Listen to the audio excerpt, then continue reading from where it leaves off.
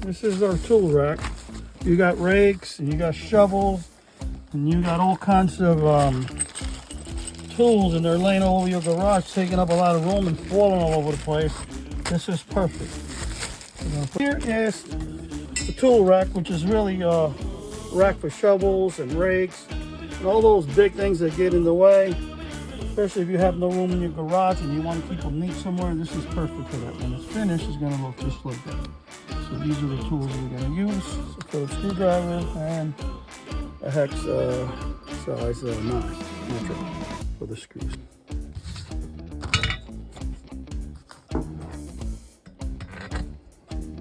Down, and we're going to put a washer. Put a nut.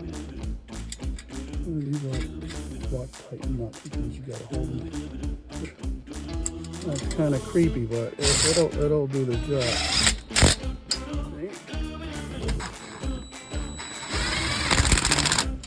That's it, and this is how it goes. Then you stand this up,